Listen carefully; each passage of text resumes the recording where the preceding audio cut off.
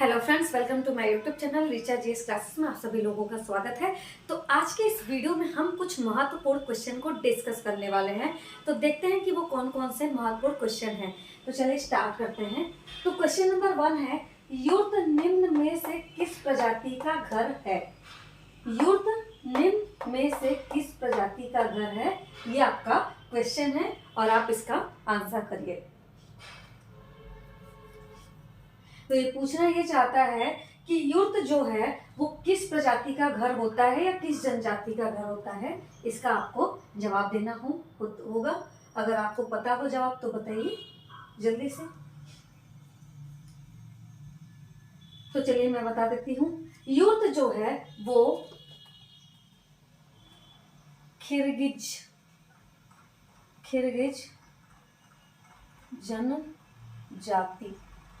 जनजाति का घर होता है। ठीक है, तो आपका जो यूर्त है, यूर्त नामक घर किसका होता है? खिरगिज जनजाति का। यानी खिरगिज जनजाति जो है वो यूर्त नामक आवास में रहती है। ठीक है, जिस प्रकार से एस्किमो जनजाति के बारे में आपने सुना होगा, मैं पिछले वीडियो में बना चुकी हूँ। तो एस्किमो जनजाति का जो घर होता है उसे इग्नू कहते हैं। उसी प्रकार से खिरगिज जनजाति का जो घर होता है उसे यूर्त कहते हैं। क्या कहते हैं? यूर्त कहते हैं। तो अब ये देखिए, खिरगिज लोग कहाँ पे निवास करते हैं? तो खिरगिज लोग आपका मध्य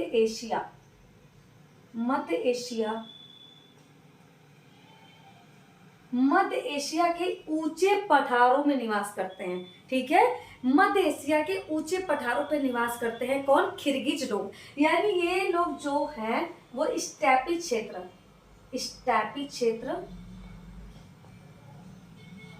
क्षेत्र में निवास करते हैं। ये जो स्टेपी है ये एक आपका इस प्रकार का घास का मैदान होता है। ठीक है, स्टेपी जो क्षेत्र है उसे आपका घास का मैदान कहते हैं। ठीक है, स्टेपी घास का मैदान भी होता है। क्वेश्चन पूछता है कि ये जो स्टेपी है, वो स्टेपी नामक घास का मैदान है, वो किस क्षेत्र में स्थित है? तो स्टेपी घास का मैदान जो है आपका वो पूर्वी यूरोप से लेकर आपका मध्य एशिया तक फैला हुआ है। यानी स्टेपी घास का मैदान आपका मुख्य रूप से कहाँ लोकेटेड है? तो यूक्रेन में लोकेटेड है। कहाँ पे? यूक्रेन में लोकेटेड है। तो आपका ये खिरगिज जो जनजाति है वो स्टेपी क्षेत्र या मध्य एशिया में निवास करती है।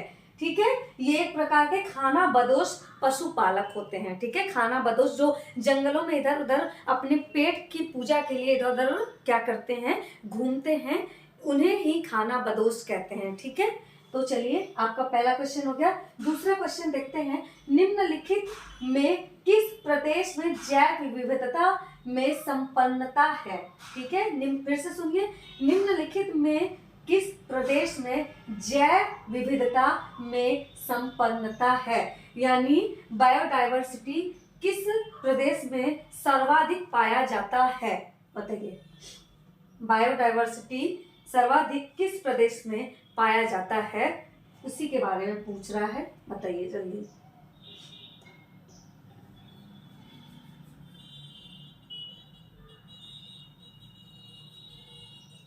तो चलिए, जैव विविधता आपका किन क्षेत्रों में पाया जाता है? तो उष्ण क्षेत्रों में। ठीक है, उष्ण क्षेत्रों में। ठीक है, तो उष्ण कटिबंधीय क्षेत्रों में आपका सर्वाधिक बायोडायवर्सिटी पाई जाती है। रीजन ये होता है कि उष्ण कटिबंधीय क्षेत्रों में क्या होता है कि क्लाइमेट आपका गर्म होता है, सर्वाधिक बारिश होती है, सर्वाधिक पेड़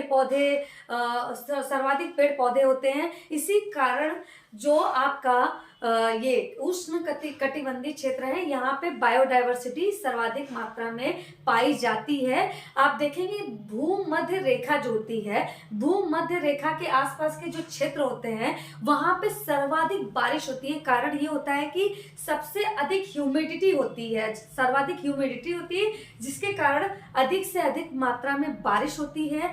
इसीलिए पेड़ पौधे अधिक से अधिक मात्रा में पाए जाते हैं। इसीलिए इस क्षेत्र को जैव विविधता में संपन्नता का क्षेत्र कहा जाता है। जैव विविधता में संपन्नता का क्षेत्र कहा जाता है। तो उष्ण कटिबंधीय क्षेत्रों में आपका बायोडायवर्सिटी अधिक मात्रा में पाई जाती है। ठीक है, अब देखिए नेक्स्ट क्वेश्चन, शिव समुद्रम जल विद्युत गृह स्थापित किया गया है। शिव समुद्रम जल विद्युत गृह स्थापित किया गया है, कहाँ स्थापित किया गया है बताइए। शिव समुद्रम जल विद्युत गृह कहाँ स्थापित किया गया है बताइए।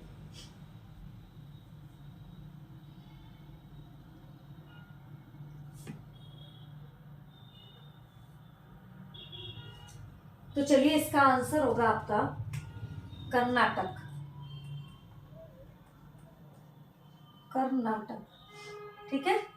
अब कर्नाटक में कहाँ पे, कावेरी, कावेरी रिवर या नदी, कावेरी नदी, ठीक है।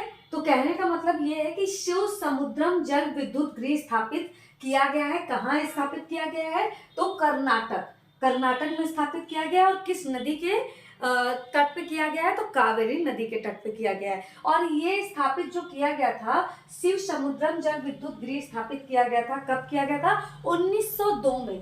कब, 1902 में, 1902 में। ये देश का दूसरा जल विद्युत गृह है, ठीक है, देश का दूसरा जल विद्युत गृह है। तो आप ये पूछेंगे तो पहला कौन सा है और पहला कब स्थापित किया गया था, तो चलिए मैं यहाँ पे बता देती हूँ क्योंकि वहां पे जगह नहीं है। तो दूसरा जो जल विद्युत गृह है, सेकंड जल विद्युत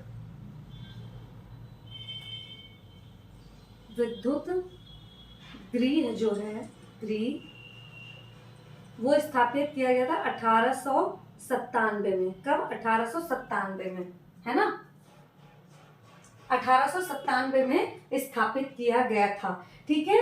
अब आप ये देखिए कि 1975 में आपका राष्ट्रीय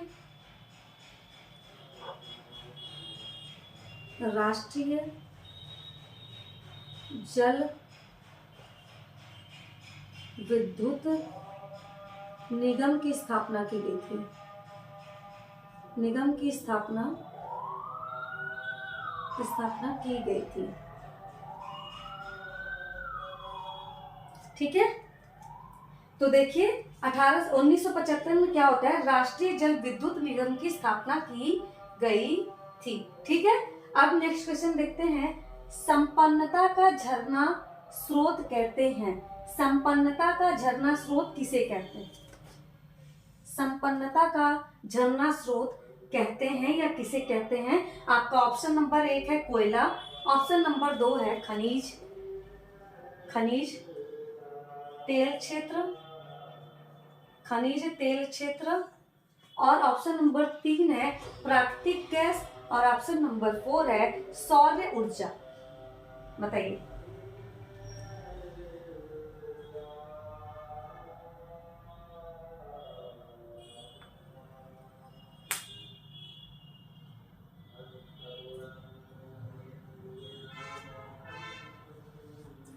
तो बताइए, तो आपका ऑप्शन नंबर 2 यानी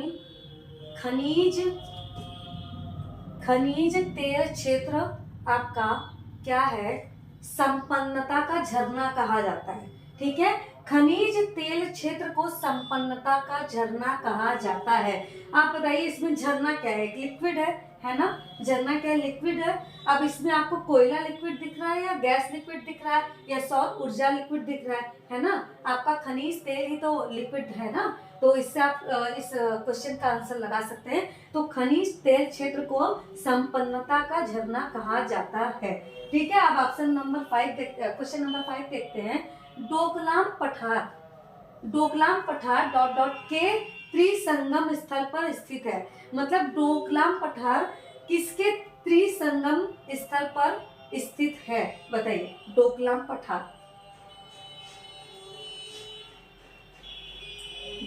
पठार किन किन देशों के त्रिसंगम स्थल पर स्थित है, ये आपका क्वेश्चन नंबर 5 है। दीजिए इसका जल्दी से जवाब, जल्दी बताइए, जल्दी बताइए।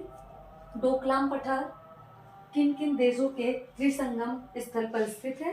तो चलिए मैं बता देती हूँ। आपका डोकलाम पठार जो है, सबसे पहले तो हम ये देख लेते हैं कि डोकलाम पठार कहाँ, किस देश में स्थित है? तो भूटान में। भूटान में डोकलाम पठार स्थित है। और कहाँ पे? चुम्बी घाटी में। चुम्बी घाटी में स्थित है। तो डोकलाम पठार आपका भूटान के चुम्बी घाटी में स्थित है। अब ये किन किन देशों के त्रिसंगम यानी 3 संगम पे स्थित है? तो आप देख लीजिए कहाँ कहाँ पे है। तो पहला हो गया भूटान, दूसरा हो गया भारत, और तीसरा आपका हो गया चीन। अब ये चीन चाचा जो है वो बहुत हाथ पैर मार रहे हैं। वो चाहते हैं कि डोकलाम पठार पे वो क्या करे, अधिग्रहण कर ले, उसे एक्वायर कर ले, ये हड़पना चाहते हैं। चीन चाचा क्या करना चाहते हैं? डोकलाम पठार को हड़पना चाहते हैं, बार बार इसे अपना बताते हैं डोकलाम पठार को। तो डोकलाम पठार भारत और चीन दोनों के लिए बहुत ही महत्वपूर्ण क्षेत्र है, जिसके लिए चीन बहुत हाथ पैर मारता रहता है, इसे अधिकृत करना चाहता रहता है। अब देखिए कि भूटान और चीन के बीच में BHUN, चाइना, इन दोनों के बीच में क्या होता है? संधि होती है या समझौता होता है कि आप डोकलाम पठार में क्या करेंगे? शांति बना के रखेंगे। ठीक है, डोकलाम पठार में क्या करेंगे? शांति स्थापित करेंगे। इसके लिए इन दोनों के बीच में, चाइना और भूटान के बीच में क्या होता है? समझौता होता है। कब कब होता है? तो 1988 में होता है और 1998 में होता है। लेकिन चीन चाचा कहाँ मानने वाले हैं? वो तो किसी की मानते नहीं है, वो तो किसी की नहीं सुनते हैं। तो वो बार बार डोकलाम पठार को क्या करते हैं? करना चाहते हैं, एक्वायर करना चाहते हैं और इसे अपना बताते हैं। चलिए नेक्स्ट क्वेश्चन देखते हैं। क्वेश्चन नंबर 6, भारत में सबसे बड़ा कपास उत्पादक क्षेत्र है। भारत में सबसे बड़ा कपास उत्पादक क्षेत्र है, तो बताइए भारत में वो कौन सा क्षेत्र है जो कपास उत्पादक के मामले में सबसे ऊपर है या सर्वाधिक कपास का उत्पादन करता है? वो कौन सा राज्य है? बताइए कौन सा राज्य है? जल्दी बताइए जल्दी। तो चलिए मैं बताती हूँ। भारत में सबसे बड़ा कपास उत्पादक क्षेत्र जो है आपका, वो कौन सा है? गुजरात। तो गुजरात क्या है? पहले नंबर पे है। गुजरात पहले नंबर पे है जो कपास का सर्वाधिक उत्पादन करता है, गुजरात। ठीक है, दूसरे नंबर पे आपका तेलंगाना हो गया, तेलंगाना। तीसरे नंबर का आपका क्या हो गया? तीसरे नंबर पे महाराष्ट्र। तीसरे नंबर पे महाराष्ट्र। अब देखिए ये जो कपास की जो खेती होती है उसके लिए कैसा टेम्परेचर होना चाहिए? किस टेम्परेचर में कपास की खेती की जा सकती है? तो टेम्परेचर देख लीजिए। टेम्परेचर आपका 21 डिग्री से 27 डिग्री सेंटीग्रेड के टेम्परेचर में आपका कपास का उत्पादन किया जा सकता है। और वर्षा जो है, वर्षा 50 से 100 सेंटीमीटर तक वर्षा होना चाहिए। दूसरी चीज ये है कि काली मिट्टी में ही होती है ये, काली मृदा वाले क्षेत्रों में ही कपास की खेती की जा सकती है। तो काली मृदा होनी चाहिए। कपास की खेती के लिए एक अच्छा क्लाइमेट होना चाहिए, एक टेम्परेचर यानी 21 डिग्री से 27 डिग्री तक आपका टेम्परेचर होना चाहिए और 50 से 100 सेंटीमीटर तक बारिश होनी चाहिए। और सबसे महत्वपूर्ण क्या होता है कि काली मृदा यानी काली मिट्टी में ही कपास की खेती की जा सकती है। तो आप देखिए कि ये क्वेश्चन कितने इंपॉर्टेंट है, जल्दी ये सब क्वेश्चन आपको कहीं भी देखने को नहीं मिलता है। तो आपके लिए ये क्वेश्चन बहुत महत्वपूर्ण होता है, बन जाता है, क्योंकि एग्जाम में ये सब क्वेश्चन हमेशा पूछे जाते हैं। तो आप इन क्वेश्चन को जरूर देखें और वीडियो अगर पसंद आए तो लाइक शेयर सब्सक्राइब करना ना भूलें। धन्यवाद।